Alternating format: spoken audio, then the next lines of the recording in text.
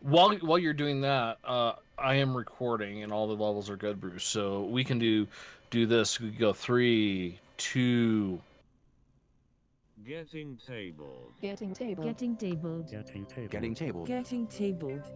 With the Bruce, the Yank, and Captain Socks.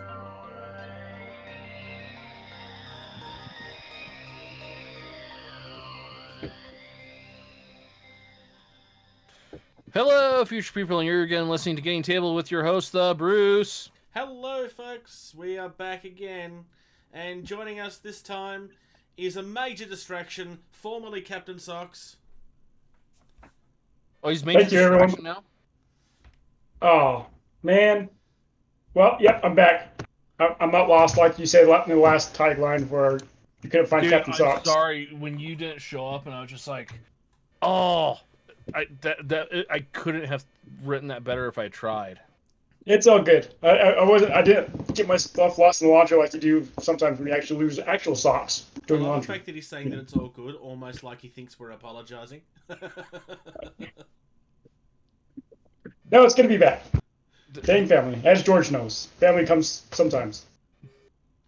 Well, I do. it's just proof that, Narnia exists. I mean, that's where the extra socks go, is Narnia. Yeah, exactly. And when they're not in Narnia, they're down here. Yes. We're going to start off this episode with a bit of a follow-up. Episode 51. What are we on now? Are we on 53? We're on I think we're 53, on right? 53. 53 sounds right. Yeah, so a month ago, we talked about a Kickstarter where this guy had created some epic images STL files for alternate, not Eldar. Yeah. There's one problem. A small little company called Games Workshop thought, hey, those are Eldar. Yeah, the big problem here was that there are a few of the files that were looking way too similar. We did kind of call him out on it. Like, we weren't nasty about it. We were just like, yeah, I don't see this lasting. And he got shut down like 2 days after we spoke. We are not claiming that we are the reason for that, because I doubt that Games Workshop have heard us.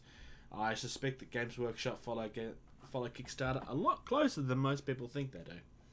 Yeah, I wouldn't surprise me now at this point if they don't have someone that their purpose in Actively life monitors.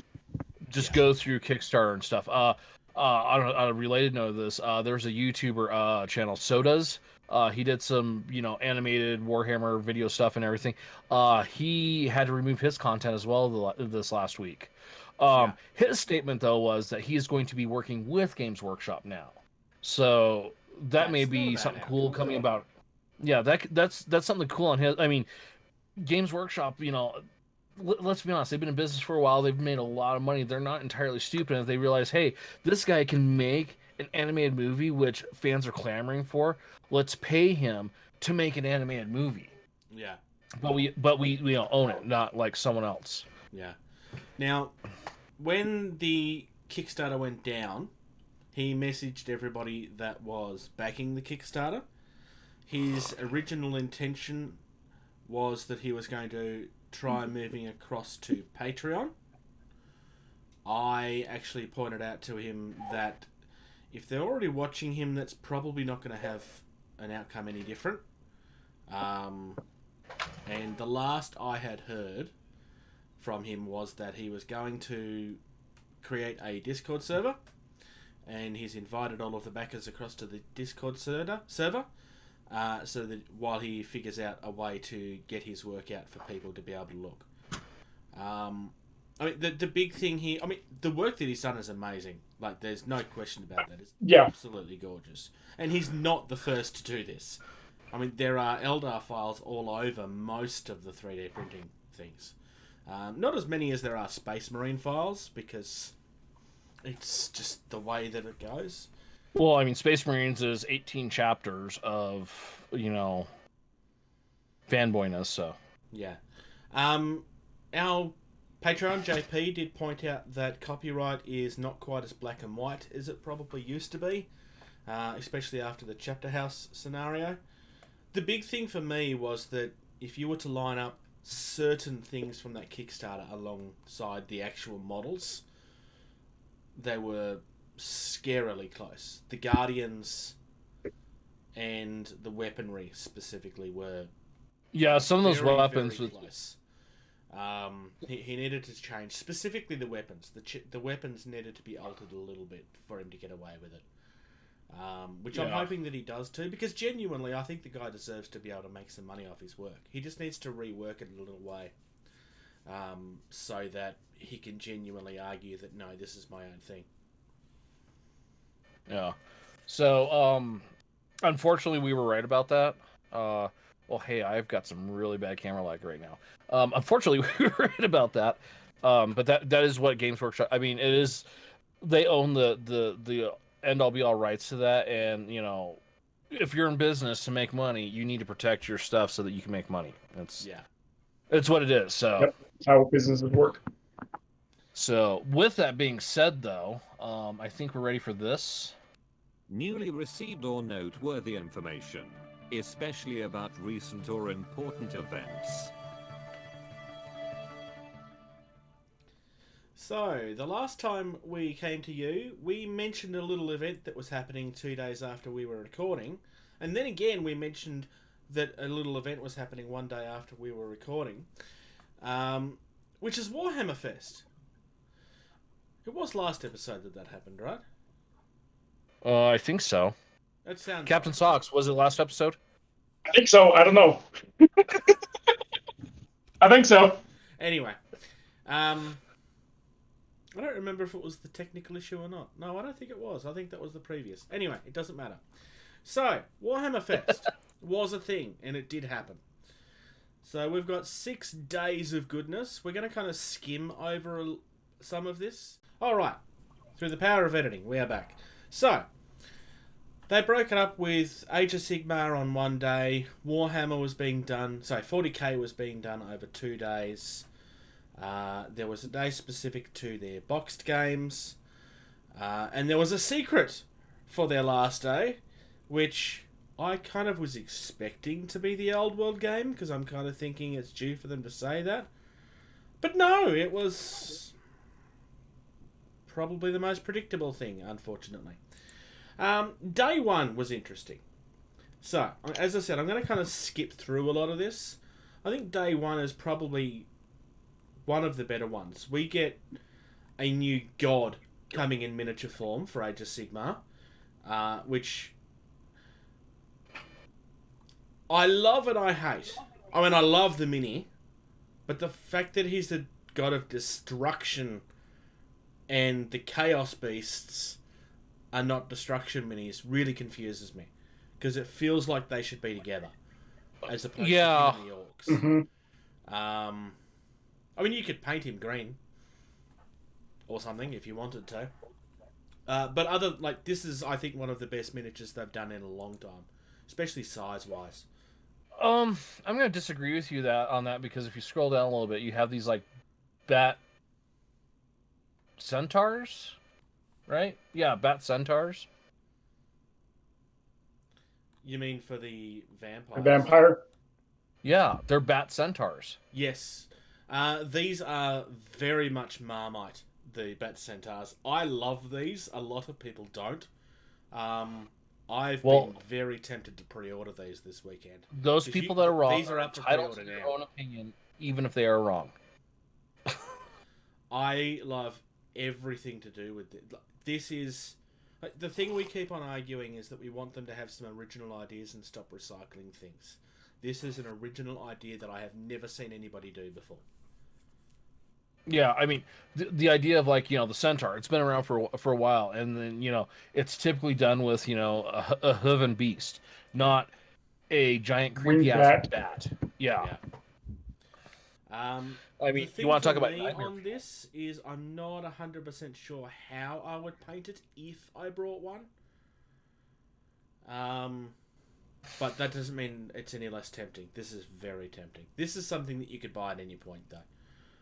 Like I said, the first wave of the vampire stuff is up for pre-order this weekend, which is nice. And there's a couple of different versions of it as well.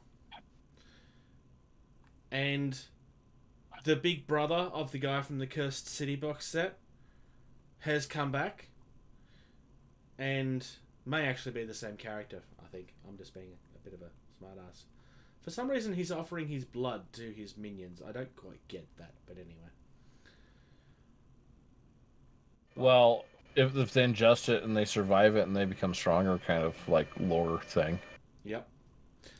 We have some new direwolves, something that we desperately needed, because... And these ones are like half dead, which is kind of cool. We were only saying a few episodes ago about how it's nice to see some undead things that are not the same undead things that we always get. Right. And then somewhere in here, in this image here, we get a view of some brand new zombies and some brand new death rattle skeletons. Which, that death rattle skeleton kit is old. The old zombie kit is one of the oldest box sets they've had. I'm surprised how well they held up, actually. The new ones are really look good by the look of it. They're also up for pre-order this weekend. Yeah, So the dragon dude in the dragon dude in the back. That's a pretty old sculpt too. Dragon dude. Yeah, oh, yeah, so the back. Vargle. Yeah. Yeah, Is it Vargle? It's something like that. I can't remember what it is too. It is a pain to kill, but it's one of those sculpts. It's plastic, but it's an older plastic, I think.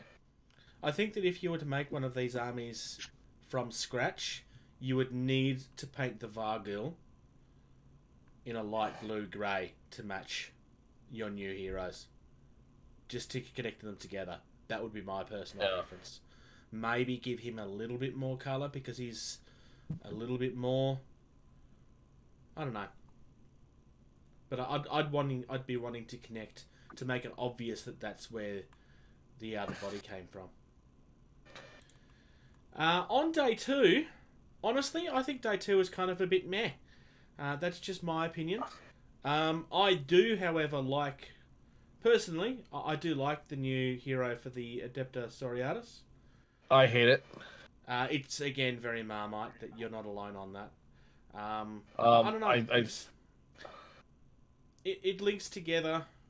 I think it's better than the other version of this, which is the charcoal grey looking one. I don't know. I just think down they're at the doing bottom well with it. I like the fact that you've got the joysticks there and you can actually see how it works in theory. Yeah, but I mean, a hero one, like the hero one's got the better suit. You know, the arms don't need to be out with joysticks; they can be up inside controlling it. Well, yes. I mean, The heroes get the good stuff. one good shot with a sniper and she's dead. But That too. the one thing I will say though, I love the fact that people have been screaming for years and years and years and years and years, Sisters of Battle, Sisters of Battle, Sisters of Battle. And instead of doing the box set and calling it good, Games Workshop has continued to be like, hey, look, here's more Sisters of Battle. Here's some more. Here's another one. Gone and done it properly, yeah. Yeah, like, they're actually doing it. And it's like, my God, you do listen. The problem on that side, though, is that the Sisters of Battle are not the only thing that argument's been made for. They need to be doing this for every army and not focusing on one thing all the time. That's the downside. Because what they've done here is proven that concentrating on things works. Yeah. What else did we get? The rest of this day, honestly, is reveals of minis that we'd already seen. This thing of hugging the flag, we'd already seen that. We hadn't seen the Offsider. We'd already seen this person with the staff. That train thing all the way down at the bottom looks new. Train thing. Yeah, that trade box. Yeah, like all the way at the bottom. Yeah, I just was like, yep, yeah, same, the trade same, box, same. yes. Yeah, so I rapidly scrolled through, so Yeah. sorry viewers, Bruce is going slow for your benefit. Well, yeah. As part of this, it means that they're also getting a new Codex. I can't say I'm a huge fan of that, but it's also the least surprising thing in the world.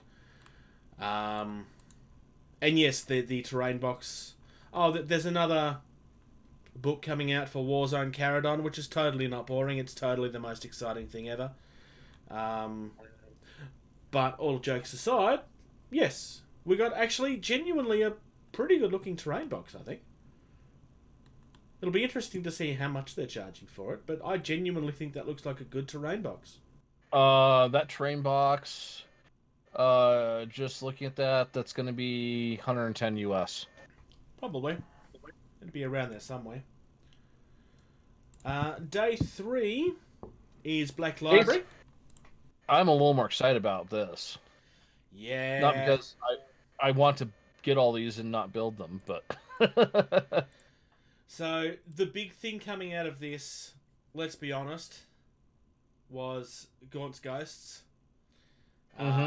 This is... I had never even seen the original sculpts in person. I still haven't. But after having compared them, I don't understand any of the criticism this has got. Some people are saying that these guys are too scrawny, but they're not Catachans. They're not supposed to be Catachans. And also, they don't really look that scrawny to me. These sculpts are amazing. These look pretty good. Yeah. The Chuck Norris one looks pretty good too. Yeah. Yeah. You can't tell me that's not Chuck Norris Games Workshop. You can't tell me that. Yeah. He's a colonel. This was the really, really big thing.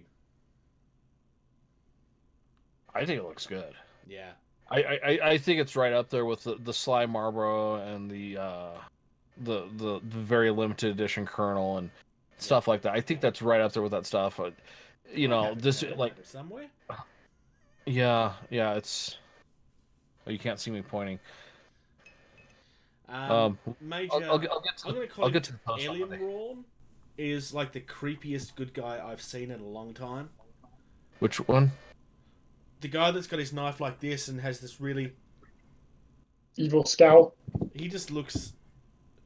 He looks like he's about to shiv the guy in charge. Oh, like he's gonna jab his knife behind him. Yeah, he's that one guy in jail that everybody knows that you don't trust. You never turn your back to him. I don't know. There's some real good character in this. Try Again Bragg reminds me of that Catachan hero that has the gun with all of the things coming off it. I'm not super familiar with the books. I've never read them. But... Yeah, I haven't either. I'm a big fan of the Sergeant Scout sculpt. I think that looks phenomenal. Yeah. Yeah. We've also got a few new books that I'm kind of scrolling through here. We're getting a release of a new Gaunt's Ghosts books that shouldn't really surprise anybody. And yeah, just a few books. Some people will find that very interesting. There are some people that are only crime into is this. probably the only other thing that jumps out at me. Just because it's not a setting I expect to get crime novels out of. I'm curious how they're going to make that interesting in the 40k universe. Yeah. Well, I mean, there's a whole subset of people in the fandom that they don't collect the minis, they don't play the game, they just read the books. So there's nothing wrong with that. And hey, we're getting another book for somebody that's not the humans. What? We actually have another book for Necrons. They need to start doing this more. I like the fact that they've actually started doing this. And we're going to quickly move along. And the reason I'm trying to do this quickly is there's a lot of stuff here. Like most of this news is a week old, obviously, now. Yeah. So, up the top here, we get a look of what we're looking at. We're looking at Underworld, Necromunda, and Aeronautica Imperialis. And of all of the days, this is probably the one that had the largest middle finger thrown. And it was thrown on purpose. Because you get halfway through, I'm going to talk about the stuff that didn't piss people off first. You get some really nice looking elf sculpts. For Necromunda. Everybody seems to be in love with this crab. The internet has just died for this crab. Everybody wants to do everything with this crab. Well, considering what Games Workshop did, with announcing a plastic Thunderhawk, and everyone like, Yeah, that's oh. what I was leading to. Yeah.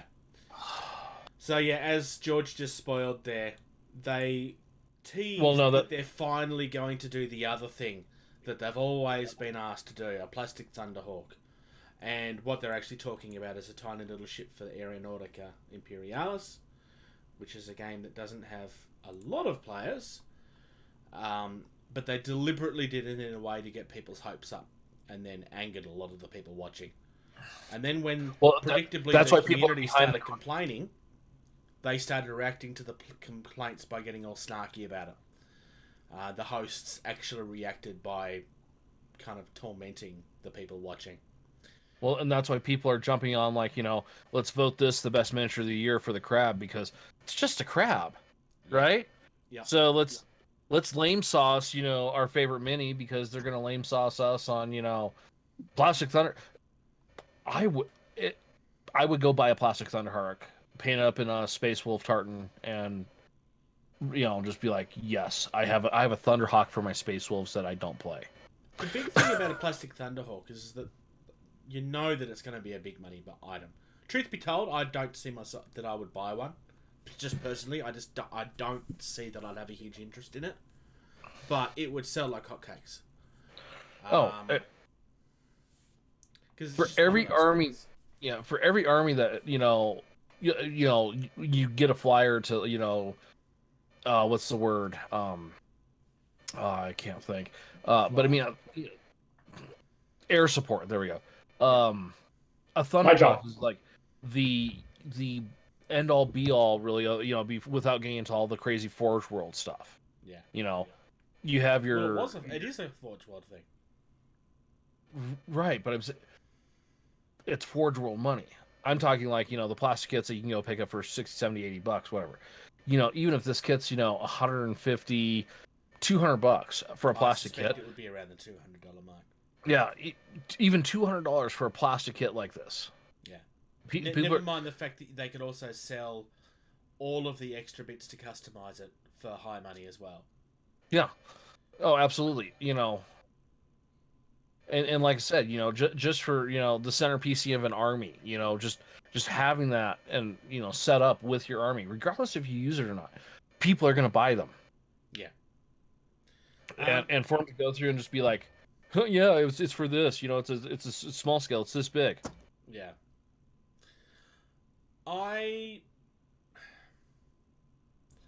The fact that they did that on purpose, knowing that it was going to annoy people, and you can't tell me they didn't know that. They know their community well enough that they were trolling them. I think was, unfortunately, a sign of the old Games Workshop still being around. There's definitely still strong parts of the old Games Workshop that turned at least 50% of their community away. They need to be careful with that, because their community has shown that they are willing to walk if they need to. I'd kind of hoped that had gone away, but obviously it hasn't. For me, for this particular day, the Eldar being revealed was probably the thing that grabbed my attention more, which ironically is kind of something nobody's really talking about. To be fair, Aeronautica Imperialis is one of those games that really doesn't have a very big player base that I've seen. I know that Michelle's a big fan of it. He built some stuff that's on the channel for us. But it almost never gets touched down here. From what I've understand, I don't believe it's very big over in the US either. Yeah, I'm not sure. I know I see it on my local game shelf at the store. Yeah. But I'm not sure if anybody's picked it up in the community. We've got some new stuff that's been shown off for Necromunda as well, which is nice. Kind of some extra heroes for the guys. We're getting a new book for the Delac, which is nice. But otherwise, let's move on to day 5, which is more 40k stuff. So Which 40k is cool. is 40k stuff. Getting more orcs. Probably the faction that needs the attention more. We had seen hints of this recently, but now they're actually showing us the models. So we've got some new boys here. We've got some guys that are riding on actually proper 40k looking squigs. I think they've done really well with this stuff. I think this stuff is amazing. This weird boy thing is just really odd looking in a good way. Well, it's a weird boy, so duh. What do they actually call him? I'm trying to remember what they call him. It's weird something. Anyway, whatever he is. So it looks like this is going to be coming out as a big box set, along with a new Codex. So I suspect that we now know what's happening with October. They're clearly actually doing something for October this year. So again, they've actually listened. We've got another hero guy here. This guy's got a Gretchen on top of him.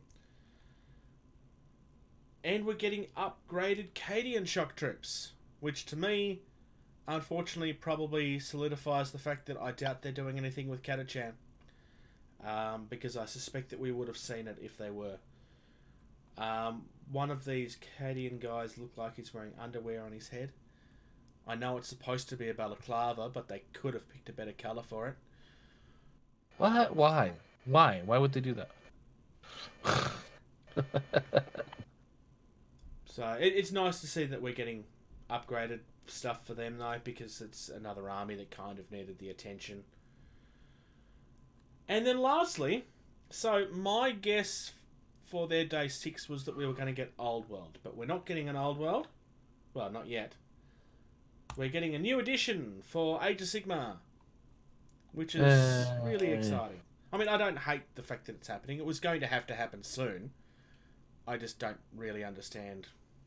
I don't know. I just don't get why it's being announced as part of this. We did get some previews for some stuff happening.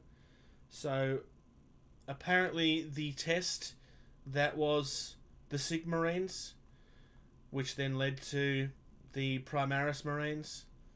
Well, they're now Primarising the Sigmarines.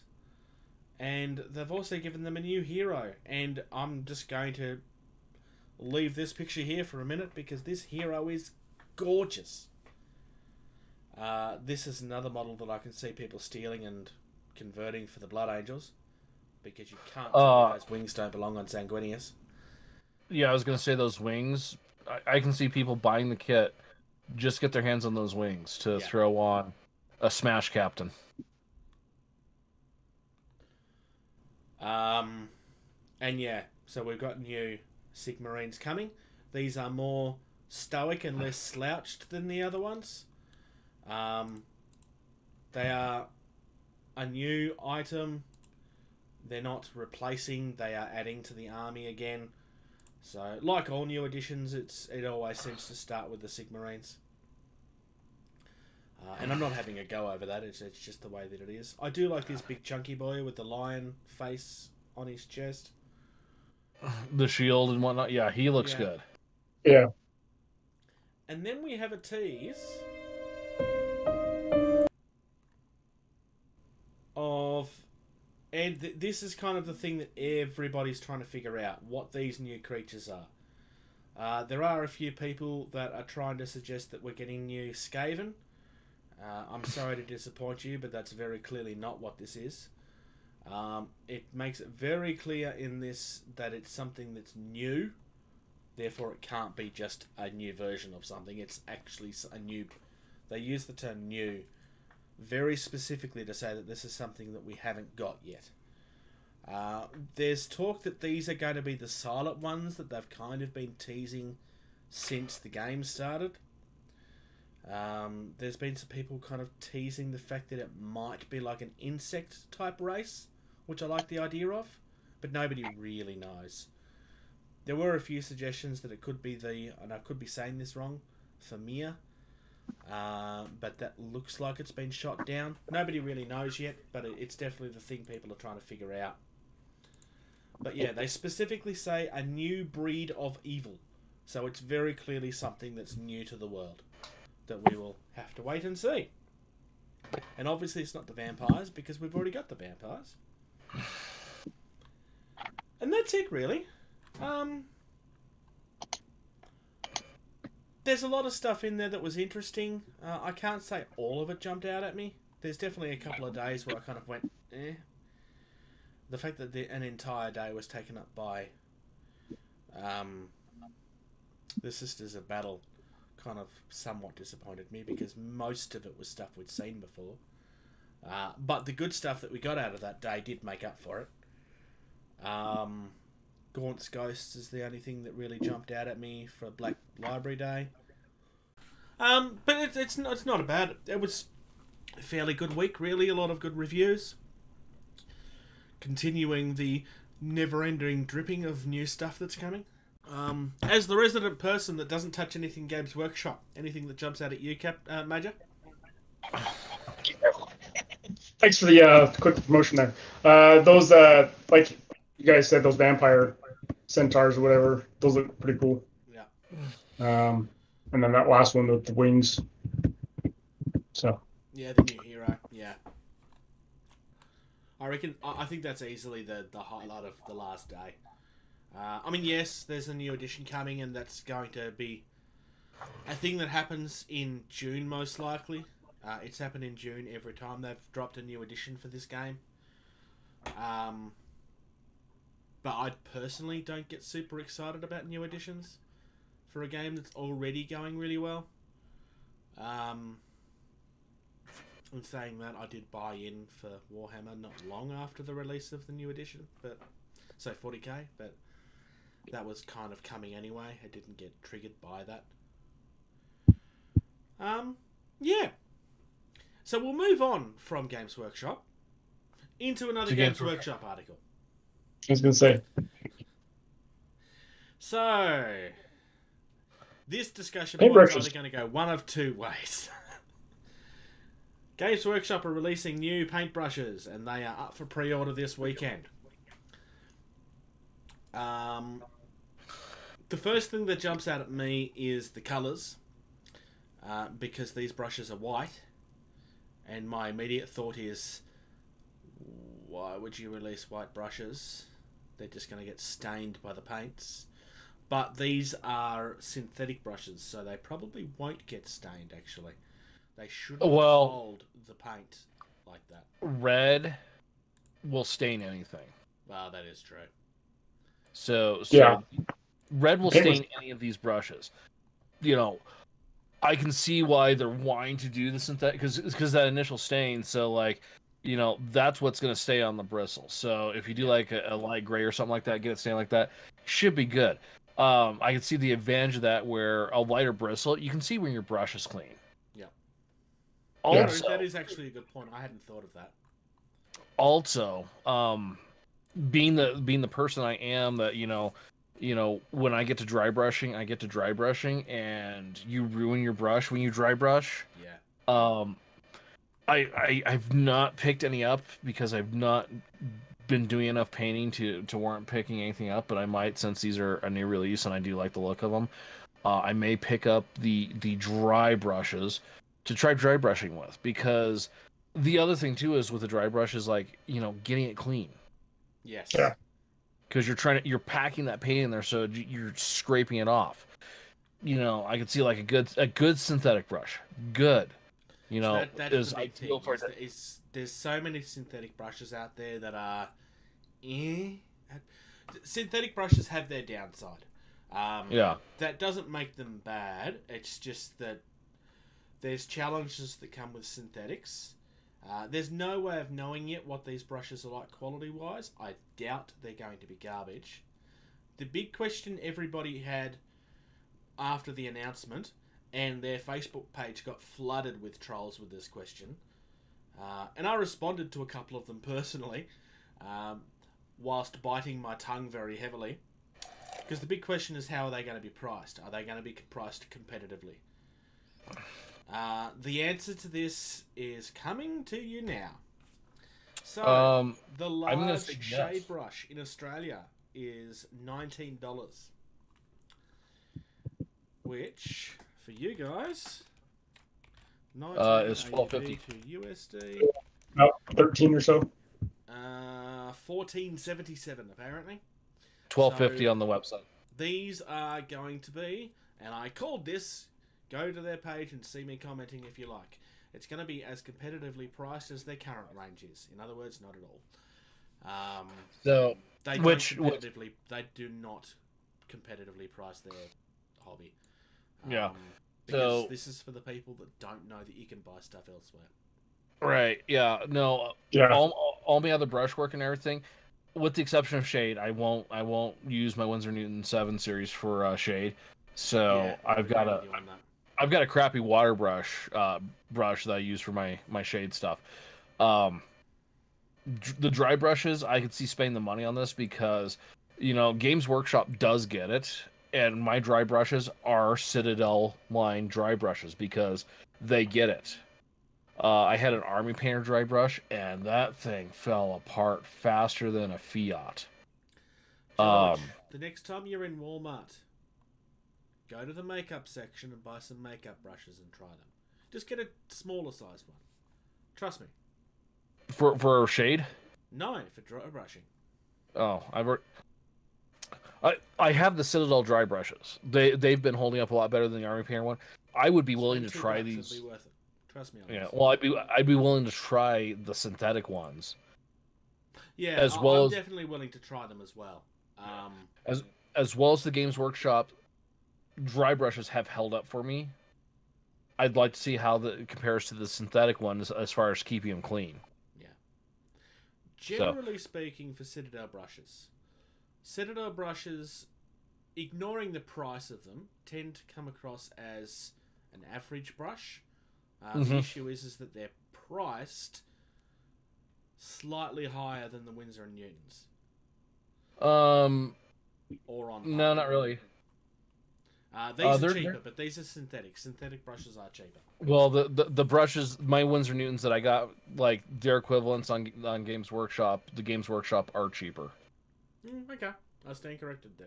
So, but go buy a Winsor Newton brush to dry brush with, and I'll slap you because that's just you're going to intentionally destroy a well-made brush. Go buy this this $10 dry brush.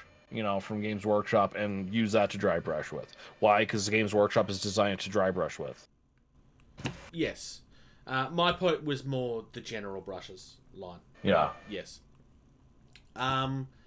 Synthetic brushes, generally speaking, tend to be very cheap because most of them are made very cheaply. So time will tell if these are something else or if it's just a rebrand of what's already out there. I have no way of knowing one way or the other. But I suspect we will find out in time. So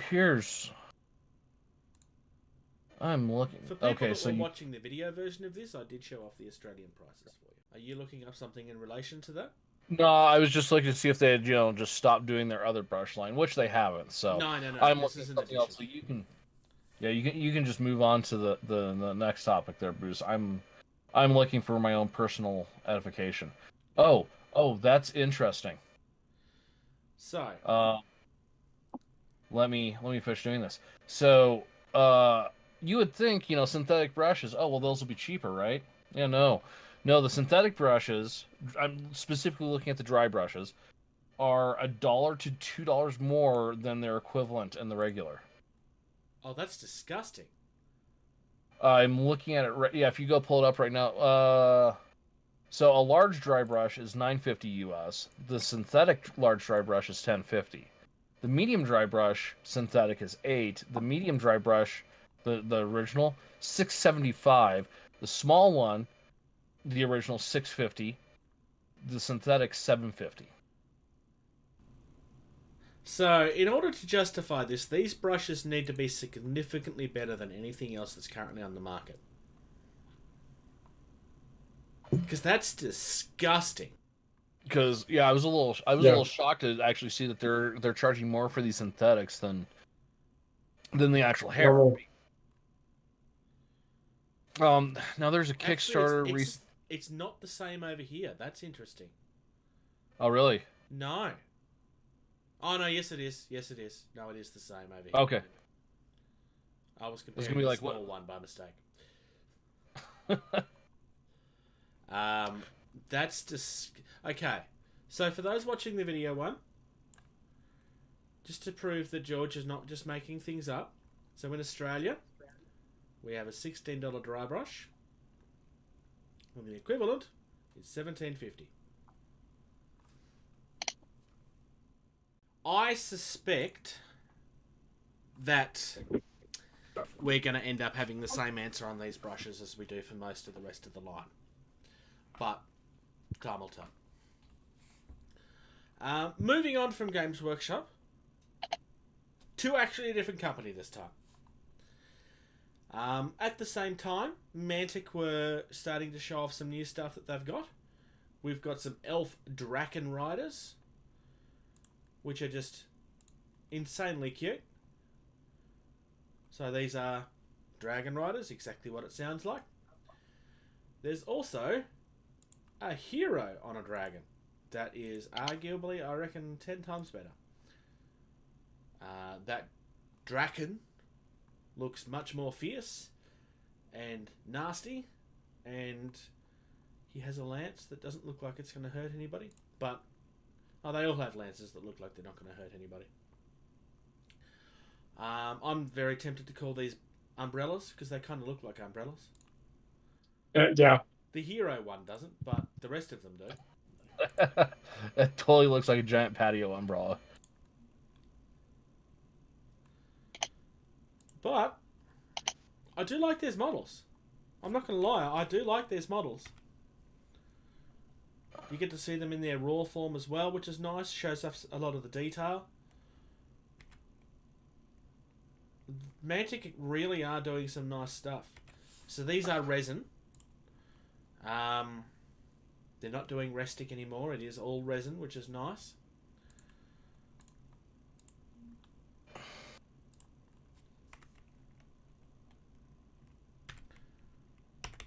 Not as many pictures for the Elf Lord, but Yeah, it's just that one. It looks like.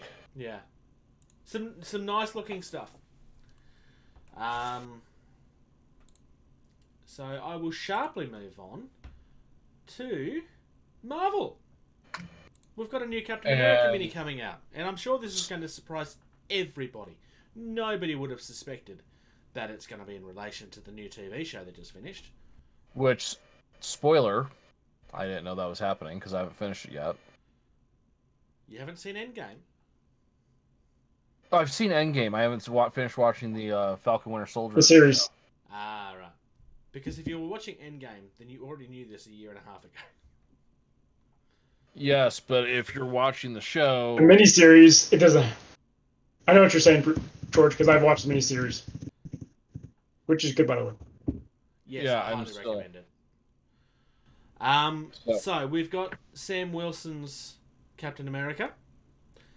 We've got War Machine, which is not related. But it makes more sense than... Because we already have a Bucky figure.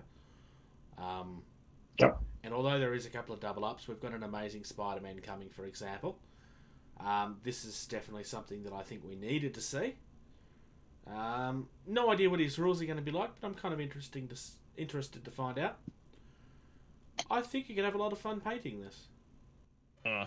That being said, though, having that huge spoiler tossed in my face right now without finishing the show, This that is a doesn't ruin anything from the show at all. It doesn't? No. Okay. This is directly from the comics. That is a great Captain America, new Captain America, Falcon mashup there. I dig that mini. The War Machine, I heart it. I was a big fan of War Machine when he got his own comic book in the late 90s. Yeah, it sounds about right. I was such a big fan that was one of the comic books that I was able to get signed by Stan Lee when he visited the University of Wyoming. Oh, nice. Yes. So that is a great War Machine. That's a great Captain America Falcon. Those are really solid, and that game's a 40 mil scale, right? So yeah, 40, yeah. Yeah, so those are a little bit bigger than Yeah, they're slightly bigger than Games Workshop size, which, although they claim as 28, is actually 32.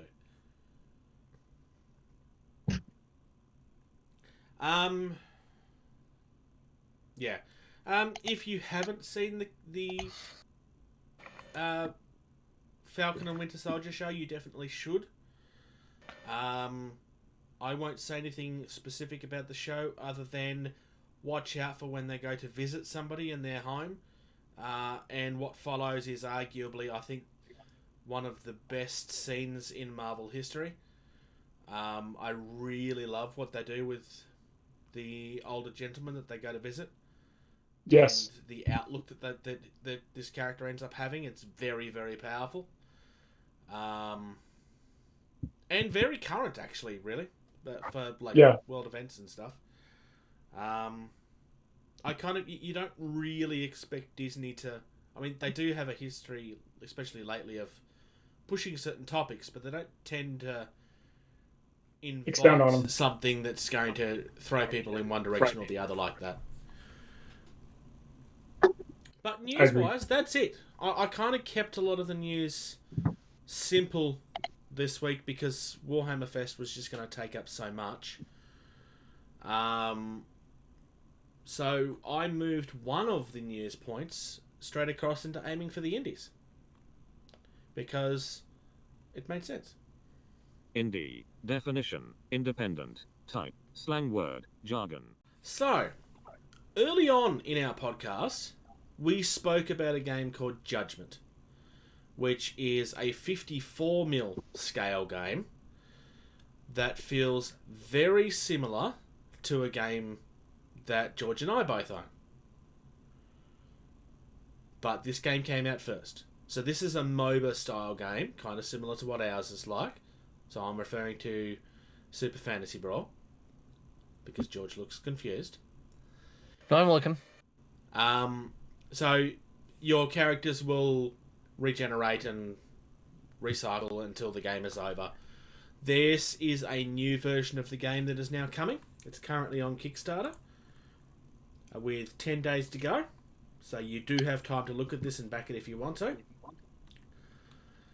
The current range that's out there is resin only. And because it's 54mm, this stuff is not the cheapest because it's big. But we are getting PVC versions of their minis now, which will obviously attract a lower price. In this, you can do either PVC or resin. Not everybody likes PVC, and that's fine. But we have some really nice examples in here of the minis side by side. And surprisingly, the detail is still there. So for those on the video version,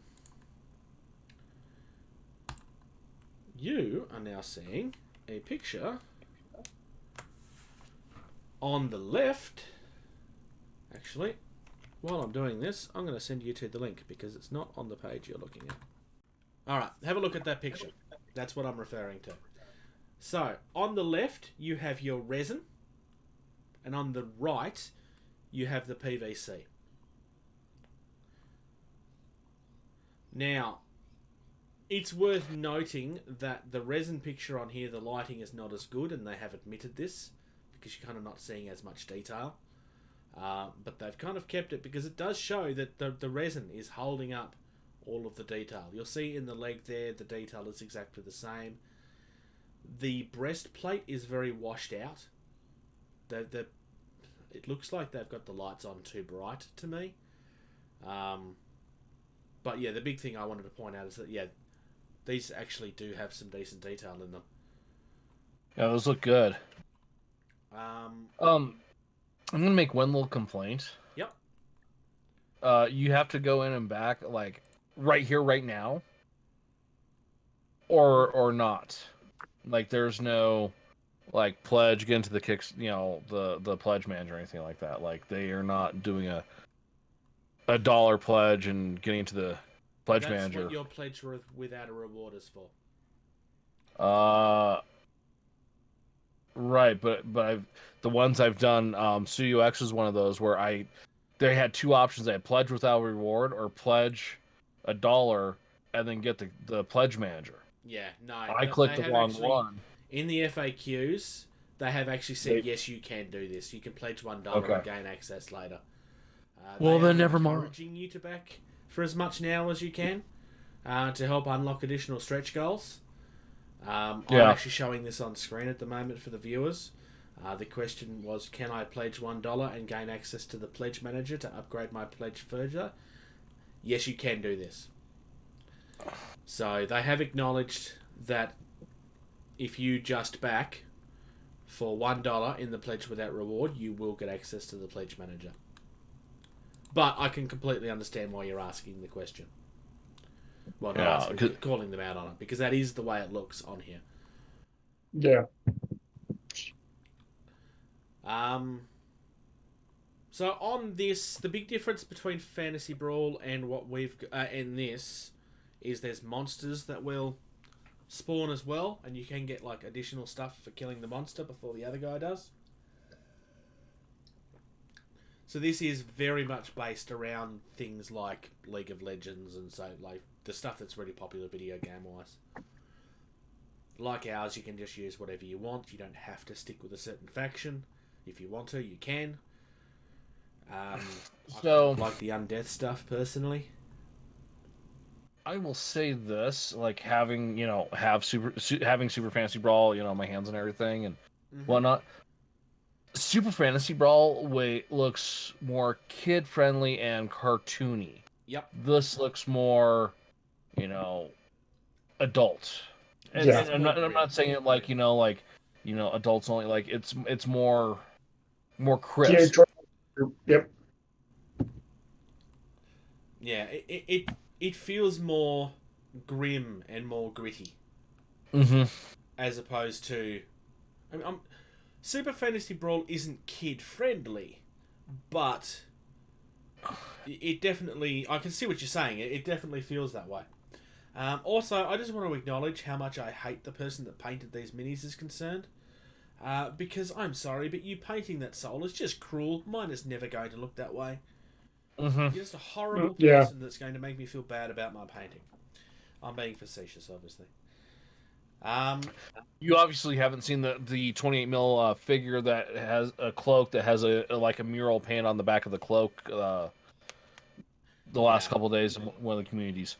Yeah, no, I have. Or that sword they had. Or I don't remember if you guys remember. It's probably been a year. The sword reflection, the reflection of the guy in the sword itself. Oh yes. Yeah. So look, I have played a demo of the original version of this game. I did highly enjoy it. I do own a couple of their minis. They are gorgeous. If you like what you see, back it. Obviously, if you don't, then don't. I am watching I would love this. to back I will it, say but that. I am watching this. I haven't made a decision yet. I would love to back it, but I've backed too many things here of late, so... Well, this is also made by an Australian guy, too. Oh, so that's... Yeah, you have to back it. I don't have to. I am very tempted to. Okay, your shipping will be cheaper probably, then. Actually, shipping for this is actually really good for everybody. It's down the bottom somewhere. This page is huge. Sure, so, for the Hero Pledge, which is your basic one, $23 for you. For Australia, $24 for me. And that's in our equivalent currencies. So by rights, my shipping is slightly cheaper than yours, but not by much. Yeah, that's... Because the thing they're doing is they're actually really showing you what your shipping cost is in your actual currency. That I really like. The only one they're not doing that with is China, which is still in US dollars. Yeah, but look at the competitor set is 8. The collector set is 89. Yes, because resin is a lot heavier than PVC. But why it's so different for China, I don't understand, because everybody else is still the same price. Well, all of Southeast Asia, Philippines, all that stuff, their prices are listed in US dollar. Yeah. Trim, glue, prime, paint. A floppy hand is better than nothing. What you got there, Socks? So you guys know that I was down in Florida this past weekend, taking time away from the Air Force. Air Force, as you call it. They let you do that? Yes, they let me leave. And actually, we went down to where we're moving to, down in Tampa, Florida, and we actually walked around our house. And so I was able to see my up-and-coming game room. So I was already scouting out where I was putting game tables and everything. So that's kind of my hobby time that I have for this week. Now getting back, I'm gonna hopefully get some stuff done this week. We'll see, depending on when I get movers scheduled. But my hobby time was scouting out my new game room at my new house. So here's a quick question for you then. When it's 40 below here, can I come visit and play games?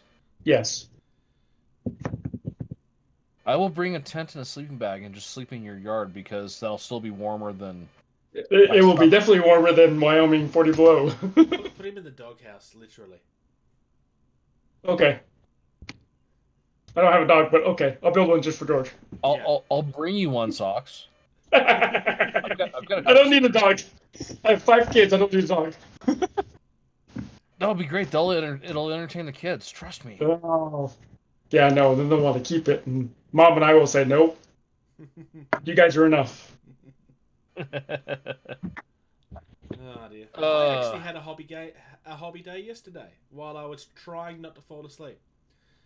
Nice. I know that you two already know the context of that comment. I'm coming off night shift yesterday at 7 a.m. and I was awake for 28 and a half, maybe 29 hours before I finally went and fell over. I didn't really fall over. I was playing around with contrast paint. I was priming miniatures by hand because I had been on night shift and I hadn't had the chance to use my airbrush to prime anything. So I primed it by hand and just dealt with it. I dry brushed everything black. Sorry, I based everything black with the primer. I dry brushed with Rakarth flesh and then tried the contrast on it. And it worked really well, surprisingly. I was kind of expecting the black that was left over to kind of make the colours go weird, and it probably would on certain colours. But it worked really well with the green that I was using. What else have I been doing? I've been building a new Tamiya kit. My buggy finally arrived for my RC stuff.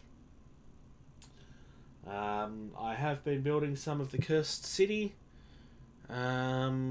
Otherwise, it's been night shift, and, well, on night shift you don't get to do much. So, other than vaguely survive, sort of. And stay Night away. shift is horrible. Yeah. And clearly George has been doing all of the hobby, hence the reason why he tried to avoid the topic. Yep. What did I do? Did I do We anything? expect a 2,000-word lecture now. No, I have not done anything. The only thing I have done... That's majorly disappointing.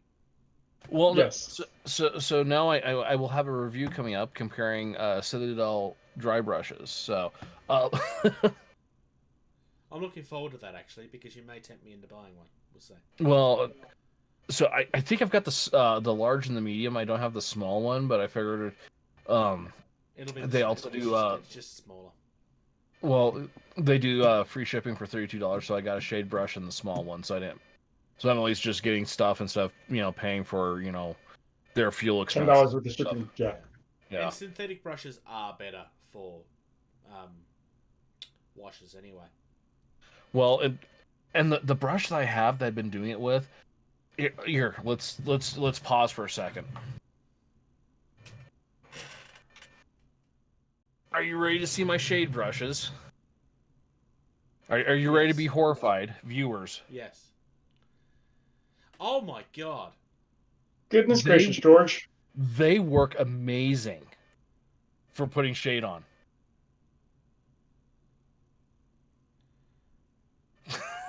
You should be ashamed of yourself. No, for like washing Nolan oil over everything, these are the best because you just go and you get the entire mini covered so quickly. Well, that is fair. It is a larger brush. A larger brush is going to be better for that sort of stuff. So, those are my go-to shading brushes for when I'm washing the entire mini. The brush that looks like it's had a heart attack. Yeah. How many times has that been used with PVA, George? Because it looks like it's been dunked in it. No, I don't use PVA on any of my stuff. Did you dry brush with it? How did it end up looking like that? That brush is older than my kid. How did it end That up would make looking sense. like that?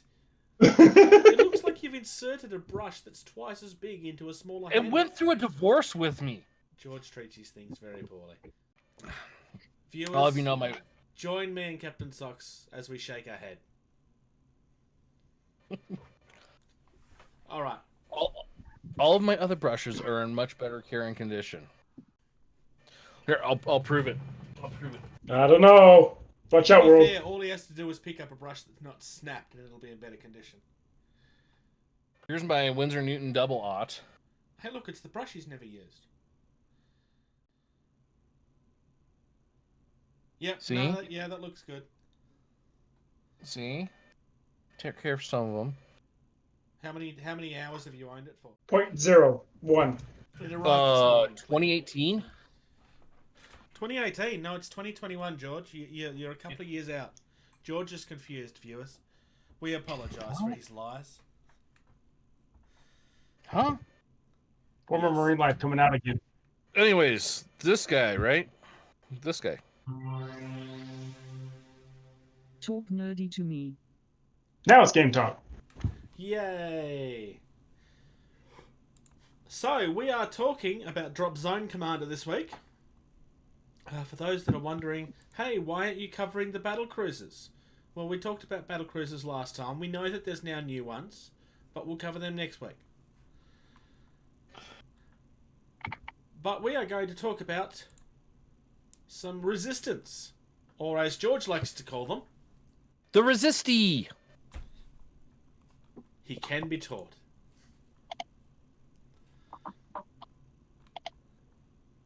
Sorry, while you do a majority of the drop zone talking, since I don't know much about it, I am looking for the image I saw earlier today to discuss socks with. Interesting. Okay. Sounds good. All right. So I'm going to start with the resistance fighters. Are you cool to cover the veterans, Captain Socks? Yep. I want that. All right. So we've got resistance fighters here. They are 25 points for a squad of 2 to 4. They can move 2 inches.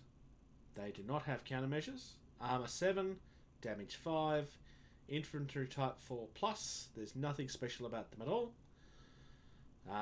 They have assault rifles. There's nothing in their move and fire. Their arc is front, side, and 360. rear. The full range is 36, and it's 36 inches. 9 inches on the countermeasure one. 5 shots, 3+ accuracy, energy of 3, alt 1, which means it's either this or the next one, and it's reduced -1. So these assault rifles have homemade RPGs strapped to the bottom of them, probably with sticky tape, because they are the resistance, and everything that they have is pretty much strapped together. Was it Saving Private Ryan? They used sticky bombs, which was a sock dunked in tar with a brick of explosives in it, and that's how they poured stuck it to the tank wheel to blow up to immobilize the tank. So Yeah. Yep. it's a Pretty much the thing. exact same. Move and fire 0 inches. Front, side, and rear again. 18 inches full, 6 inches with countermeasures. 5 shot still, 3+ still, but this is 6 energy. This is focus -2, or focus 2. No, focus -2. Limited 1, so you've only got 1 of these to use. This is penetrative, and reduce -1. They also have knives and pistols, which is close quarters only, 5 shots, attacks, accuracy doesn't matter, energy of 3, still reduce 1. So that's interesting. These are your standard front of the line troops. But how do they compare with the veterans? So the veterans squad of size of 2 to 4 for 40 points apiece, 2-inch move, armor 7, damage of 5, the infantry with the fortitude of 3+. No special rules on these as well. They have the same assault rifles and homemade RPGs, although the homemade RPGs are their close quarters weapons. So that may be a typo on here because it has an accuracy of 3+. So Lewis, look into that. Yeah, that's really weird. It is weird. I mean, I know in GoldenEye people would use them at short range, but it never ended very well. No, I agree. So their optional weapons is a plasma rifle with a 12-inch focus or full or 12-inch countered, so the same distance. 5 shots, 2 accuracy, 2+ accuracy, 3 shot or 3 energy. It's a focus -3 and a reduced 1. Or they can have machine pistols as their close quarters. 15 shots, 2 energy, alt 1 and a reduced -3. And the interesting thing about your veterans is you have 3 different special rules that you choose before deployments. You can choose one of these special rules for all resistance veteran squads in your army to have either the Scourge occupation, meaning they've been around fighting against the Scourge since they invaded, and they are now taking to battle with modified Scourge plasma rifles that they've salvaged from finding them around the battlefield. This squad replaces its assault rifles with plasma rifles, so that's why you have that optional weapons. And then the Marine Force Recon, they're specially trained UCMI allies that fight alongside the resistance forces. This squad gains machine pistols and the Dodge 5+ special rule. So pretty nice when you're with that Dodge 5+, especially with close quarters. Yeah. Or you can have the Calian Volunteers. Calian Volunteers are kind of the feral side of the resistance. Our disciplined soldiers who choose to continue serving long after the conscription is up. The squad automatically passes their any fortitude test and gains resilient special rule as well. So I quite like that, actually. you get, yeah. That sounds good. Yep. I like automatically passing fortitude tests. That I really like that. Yeah, Yeah. a lot of things. Yeah, you give me any sort of thing where it's like, automatically pass. I'm taking it. That's great. So Yeah, far, so not bad. I kind of feel like we are still in the case of there's nothing bad here yet. No. That's not foreshadowing. I'm just making a comment. So we've also got some Berserk assault troops. These are Which are an exotic type of troop. Yep. They don't have much of anything. They've got a move of 2 inches, CM of dash countermeasures. That's a countermeasure. Okay, I don't know the rules, so tell me I'm stupid when I am. Armor of 6, damage of 5, infantry of 2+, bloodthirsty and rare, so you can only have one of these per so many points. Their weapon is vicious tools, which is close quarter, SHO 15 shots, 15 shots. No ACC it looks like. E of damage of 4, reduce -3. I have no idea what that means. So basically, these guys are Wolverine. Yeah. So they fight you with entrenching tools and shovels and pickaxes and. The minis Right? look quite vicious too. Pretty much. I quite like the minis. I mean, the minis got chainsaws. They got like a Thor's hammer. It looks like a couple battle hammers, pickaxe. So yeah, they're just finding whatever tools they can find and just close assaulting you with them all. Is that a chainsaw? It is a chainsaw. Are we going to cover the free riders under this? We can, but they're more of a vehicle type of unit. Cool. We will pass on those then. And I think that's it. Even though they're considered infantry. Nope, The the scouts. Yeah, we got the scouts. And the sappers. Yeah. Oh, Yeah, the sappers are scouts. Sappers are in the. I don't know what I'm talking about. Okay, I'm going to start with the sappers. 35 points, squad size of 2. They have a 2-inch move. You should start by seeing some things that are kind of similar now. Armor of 7, damage of 3, infantry 5+. Infiltrate -18 and rare. So these are also limited. You can't use too many of them. Weapons wise, they have a trigger demo IED. No move and fire. Front, side and rear. Infinite range focus and combat. I'm kind of interested to see how that works. One shot, accuracy of 4+, energy of 11. I'm guessing that this is an explosive that you kind of have to say where it is at a certain. I was gonna say that based off the name and whatnot, it's like it looks like it's an improvised explosive device you can place somewhere. Go somewhere else and you can go click and it goes boom. Yeah. Special is Devastator -4 for scenery. So these guys have a very specific role quite clearly. Take down buildings. Yep, pretty much. Cluster IED. This is their special rule. And then I'll go on to the knives and pistols. When an enemy squad enters a garrison in this squad is in, roll 2d6. The enemy squad must take that damage, distributed the same way as close quarter weapons. Passive and dodge saves may be used against this damage.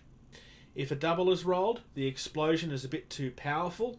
Damage is dealt as normal, but one unit from this squad is then removed as a casualty. Controlling player's choice. So if they screw up, they accidentally kill themselves. So GoldenEye with the RPGs. Yep. They were too close to the corner as they were coming out of the room. Knives and pistols is fairly straightforward. It's close combat again, so close quarters rather. Stabby, stabby, poke, poke. Pretty much. Bang, bang. 3 shots, 3 energy because you don't need to worry about accuracy, and reduce -1. I actually kind of like these. But they are very specific in how you're going to be using them. They're really Oh, hey. like they're taking out buildings and they're defending the building against people coming into them. That's pretty much the only thing they're good for. Which explains why their weapon is an IED, because sappers are the explosive people, not shooty people. Yeah. Yep.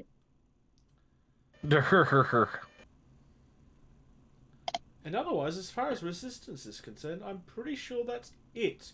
Correct? Actually, we should probably cover the other 3. Just look at, because they're considered infantry types, even though they have a higher move value, and they have close quarters. Yeah, the free riders, the attack ATVs, and the scout ATVs. We should probably cover those as well. Cool. You want to take the free riders, and George is volunteering for the attack ATVs? Sure. So the free riders, they are a 12-inch move because they are riding around on little scooter bikes, motorcycles, that kind of stuff, ATVs.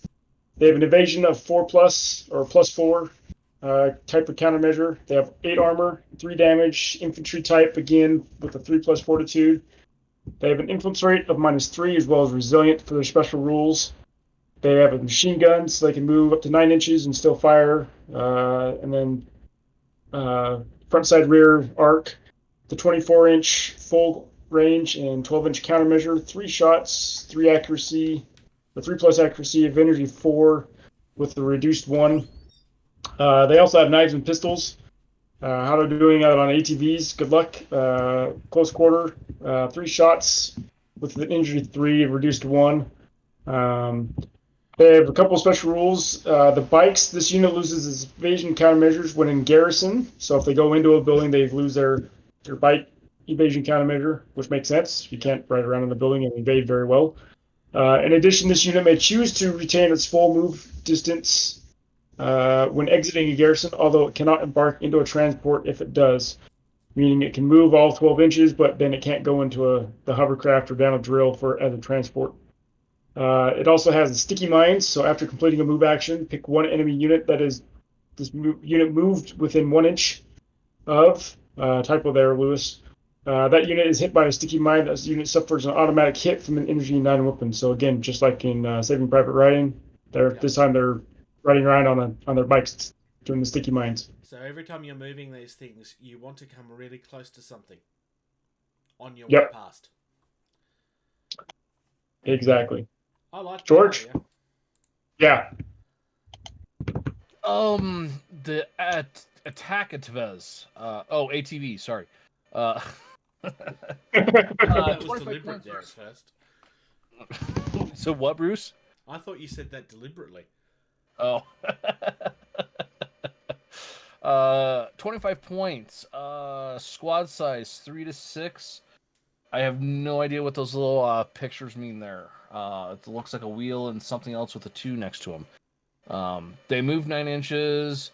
Countermeasures is E+1. Armor is 9. Damage is 3. Infantry is 3+.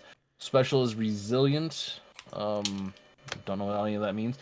But so if I remember correctly, though, the M and F is moving fire, right? Yes. So how far they can move and still be able to fire out of their full movement. Right. So they have assault grenade launchers which they can move and fire 6. The arc is the front. RF, that is Range of pull. So if they're shooting it, okay. So 9 inches. Range close is 6 inches. The show is 3. The ACC is 2+. The energy is 5. Alt -1, focus, or Alt -1, focus 2, and reduce 1. The alternate to that is incendiary grenades, which are also Moonfire 6, Arc of Front. Range is only 6. The R is, or it's just 6, close or far. I'm picking things up. I'm smart. The SHO is 6. The ACC is 3+. The energy is 5. Alt 1, flame, and reduce 1. I have no basis on how cool these are, other than their Atvs. I mean, they're pretty good. They also can't enter garrisons. They're a little bit larger than the regular scout vehicles that the free riders are riding around on. That would So, make sense. Do you yeah. know what those icons actually mean? So the bottom one is the drill. So because the resistance have big mining drills Yep. that they can drill from underground. I'm trying to remember what the top one is. If that's their hovercraft symbol, I'm looking on the transports. Give me a second. It's on the breaching drill. So the breaching drill is obvious. So I'm guessing this must be how many of them can fit inside each vehicle. It comes out, yeah. Oh no, it's actually that number represents how much space it takes up while in that vehicle Ah, yes, that in would terms of make the sense. transport Yep, capacity. yep. Yep, that would make sense. So, for example, the Thunderstorm Heavy can take up to 18 things. It has 18 spaces. Yep. That makes sense. So there you go. You finally got some resistance. We got the scout ATVs down below, We George. have the scout Atvs. Down in the scout.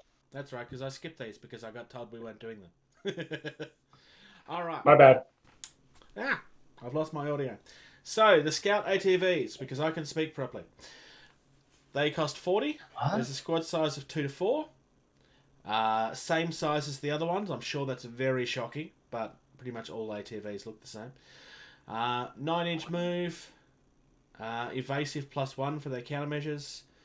9 armor, 3 damage. Infantry 3+. They are resilient, therefore very special.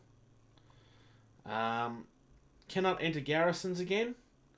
Enhanced targeting array. Any friendly indirect weapon targeting a unit within line of sight of 1 or more units with this special rule receives a -1 bonus to its accuracy.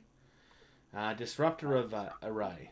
Once per activation, pick an enemy vehicle or infantry squad with at least 1 unit in line of sight within 18 inches of this unit.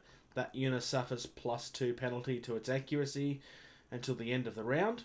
Multiple units in this squad may affect enemy squads. but each enemy may only be affected by this special rule once.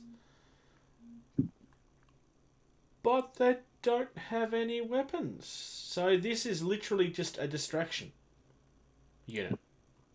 It is. It's to help your artillery weapons, but then it's also to, if you have a squad size of 4, you're in a sense with your disruptor array, you're in a sense disrupting the 4 enemy unit squads with their accuracy of their own weapons. Okay, so this reference is going to mean more to George than it will be to you.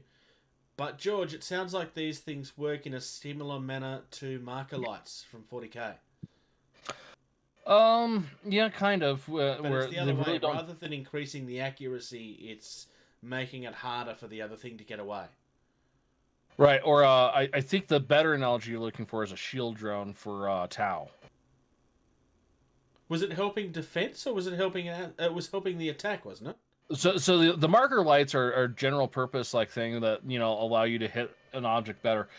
Shield drones for the Tau allowed you to slough off hits from your big Gundam mech off to this little shield drone that's 12 points. Okay.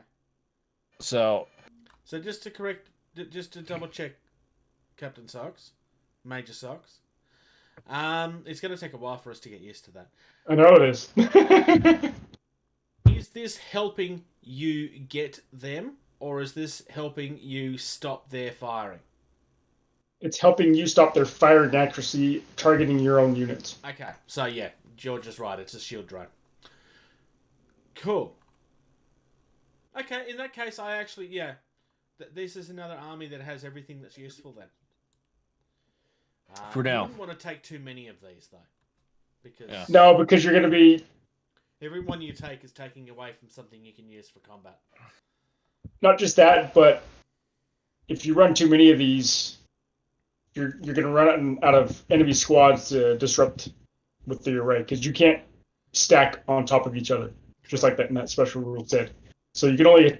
Each unit can hit another squad, but if you have 8 of these riding around on the board and your opponent only has 6 squads in his army, 2 of them are going to be useless. Yeah, no, that makes sense. Other than the enhanced targeting array helping out your indirect fire. Yeah. No, that makes sense. That makes sense. So. I think 4 would be a good number to take. Yeah. If, no, I could see that. In a good-sized army. Good-sized point size. Anything more than that, it's just going to get a little bit too much. Yep. So, George, I believe you have something you want me to listen to? Oh, yes. It's time for this. At the apex of forthcoming days. There's the reaction, folks. For context, they deliberately didn't play this for me. Because I was complaining about the old one and they decided to make a new one. About, 5 minutes 30 before minutes I- before we started. Yep. What do you think, Bruce? Is it better? It is better, but I don't think it's going to last long. I suspect people will hate this very quickly. That is brilliant. But we're not going to be able to play that without cracking up every time. Okay. So, upcoming events. For those that have been listening for a while, the following 3 things are going to sound very familiar. UK Gaming Expo is happening. The tickets are on sale now. There is lateral flow tests at the a lateral flow test at a testing centre is required to attend for all attendees, volunteers, and staff. So they're trying very hard to make this safe. There's no way around this. If you want to go, you are required to get the test. It's Friday, July 31st until Saturday, August 1st. This is the biggest event on the UK calendar. And it's the first time it's back since the dark time. 2019. Pretty much. Gen Con, September 16th till 19th. Everything as previous. PAX Australia, October, Friday the 8th until Sunday the 10th. This man will be there. I'm going to try and find out if the Judgement guys are going to be there, because they have been there every other year. I'm crossing my fingers at this point. I definitely want to try and get in to have a chat with him if he's there. So, otherwise, does Captain Socks know that it's his turn to read yet? Does Apparently Captain not. Fox know how to read? Yes. Tell everybody about all of our things. So, if you want to reach out to us, there's multiple ways. We got Patreon at patreon.com/gettingtabled. Facebook is, as you have heard, our most active social media platform. So facebook.com/gettingtabled. Also have YouTube, where searching Getting Tabled will get us 99% of the time. We're up the top. Email is gettingtabled@gmail.com. And then Twitter and Instagram is @gettingtabled for both of those. And then our website is gettingtabled.weebly.com. Awesome. So- Now we've got 3 bumpers. I have to go His out doesn't and pull sound as the- unprofessional as mine does. I know. I was gonna say I have to go out and pull the one I did last episode. Yes, you do. But he knew what was going on. I didn't. But going back to the upcoming events, it's good that we're getting back to these events, these shows, these conventions. So I wish I could go to Gen Con this year. Unfortunately, my parents may be coming out to visit us because they haven't seen my kids in a few years. So, or else I'd probably go, but maybe next year. Ship You them don't off need to and be then there. go to Gen If they're Con. only coming to see your kids, then you don't need to be there. I'd like to see my parents too. We're actually going to go to Cape Canaveral, which is hopefully go see some space launches, which is only 2 hours away from where I live. Oh, nice. We'll be living, so. And go to Disney World. It's probably worth mentioning that with the laws in the US changing as of, I think, Friday last week, that means that you won't have to be wearing masks at the event either. If you have, For Gen Con. So If you've been vaccinated. Sorry, that is a good point, yes. yeah, if you have your vaccination card, the venue can still, say please. Okay. They can Yes. no longer deny you access. Yeah. So So, if you've been vaccinated, carry your card, carry your mask, you may still need it. yep. That's why I phrased it as a question and not a statement. George, do the thing. Thank you. Thank you. Thank you. Thank you. Thank you. Thank you. For listening to Getting Tabled. Music used in this podcast was created by Eric Matthias at soundimage.org.